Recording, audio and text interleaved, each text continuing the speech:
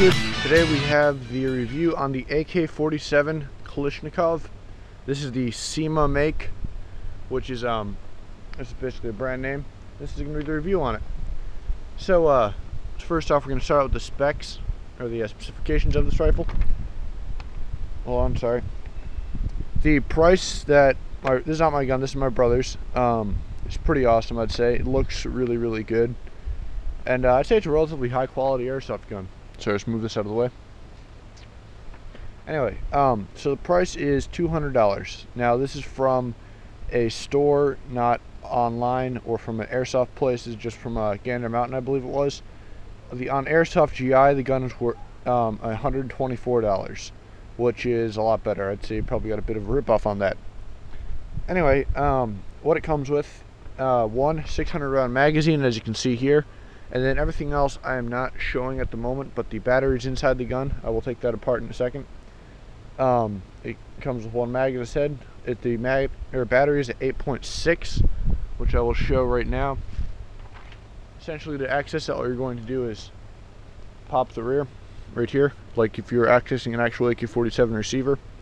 Open it up, and there's your battery. I'm going to disconnect that real quick. Sorry, I bumped the tripod. There we are. And here's your battery. It's the stick type. I'm just going to reinsert that. It's kind of squished up in here, as you can see. Trying to get this just right. There we go. And then it's almost back, not quite. There we go. And then you have the gun itself right here. So, next up, it comes with the cleaning rod / unjamming rod. I don't really find that necessary all that much. Cleaning is, I guess, if you use like reuse BBs, maybe that'd be necessary, but other than that, it's not really necessary. Then you have your sling, which is your battery went dead. Anyway, what I was saying, we have our sling. We have BBs. I don't remember if this came with BBs or not. And then you have your vertical folding grip, which you can see on the end. just simply accessed by pushing this screw right here. Goes in like so, no big deal. I think it's pretty good. The rate of fire that I believe on this gun is, I believe it's 10 to 12 rounds per second, I would say. There's no upgrades in this at all. It's stock. We've had it for about 2 years now. The FPS is about 370 plus with 0.2 gram BBs. It will vary per BB, as I'm sure you're aware. Then the folding stock. I'm gonna get in the folding stock real quick. It is a very nice, high quality stock. As you can see, as opposed to the Scar L, there's pretty much no wobble in here, very little. And to simply turn it, you just push down like so, and then it slides right into position. And then it's now in its CQB version, if you will. Then safety is over here. Now it is marked, and I'm not sure what that's marked in. I'm not sure if you can tell. If we'll focus in. But it says A, B, and OA. I don't know what that means. Maybe it's Russian. I'm not sure. Anyway, 1 click down is automatic fire. 2 clicks is semi-automatic, like on the real one. Your hop-up chamber is accessed through here. As you can see, it's right there. It's a little slides back and forth. You have an adjustable sight right here, which you can slide up and down. The only problem with this type of sight is you cannot have any kind of windage adjustments, which is a problem. And then you have your shrouded front sight. He just has tape on here so it hides the orange tip.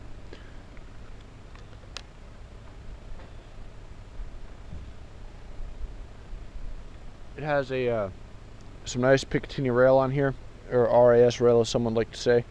I believe it's 30 millimeter is the width of it. 2 removable sections on either side, one here and then one there. Obviously one where the pistol grip is, and one on top for a forward mounted optic. We'll get to optics a little later. Next, the durability on this.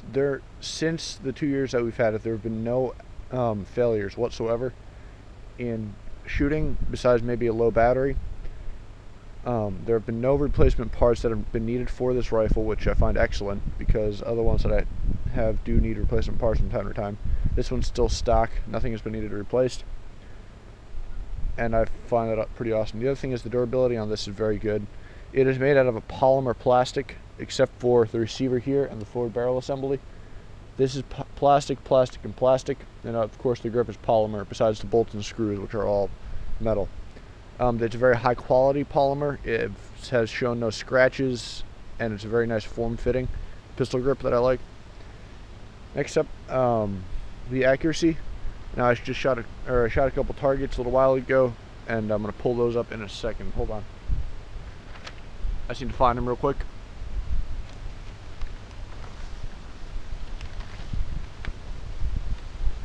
Alright, you got the targets. Hold on one sec. Let me get these in order. Alright, we'll start with the 100-foot target. As you can see right here. I'm just going to have to point this out because I don't think the camera's going to be able to pick it up. Hold on, let me zoom in on that.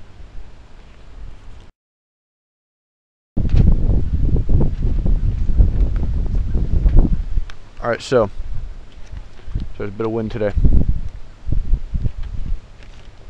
First up, we've got a shot here, and these are separate groups. I took about 30-40 shots at this, and I recorded each one in between, don't worry.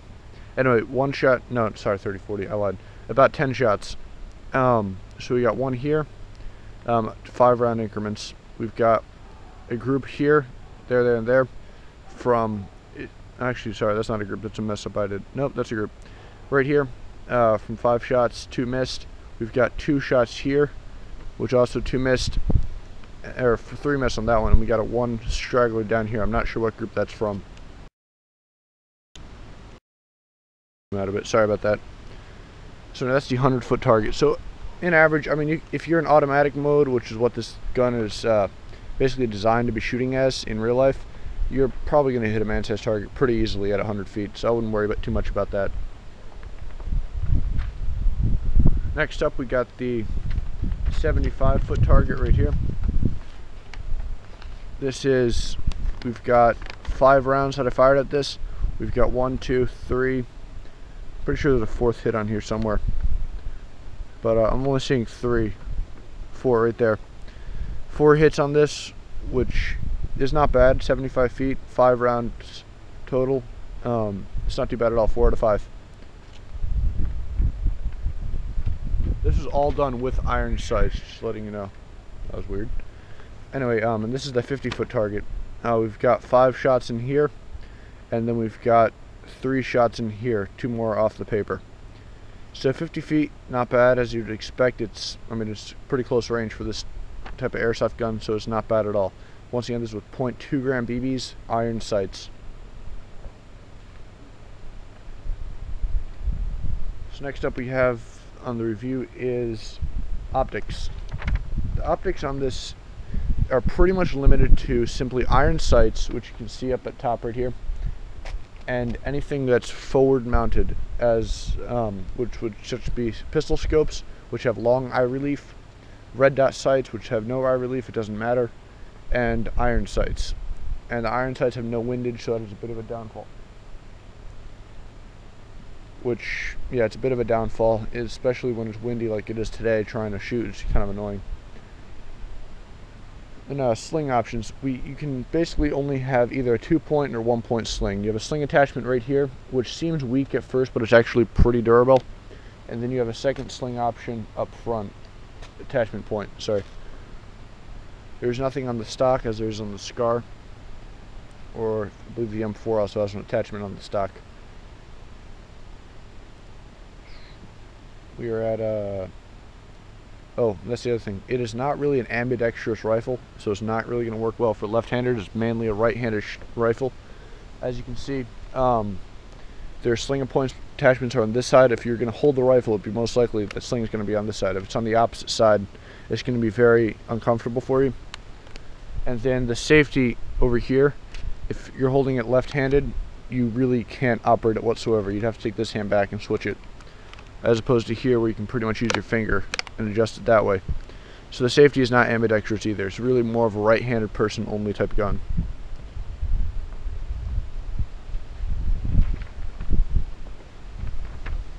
And the philosophy of use, basically you're not going to really want to use this gun for anything other than either in an open area, meaning where you have lots of room to maneuver, like woods battles or middle of the open battles.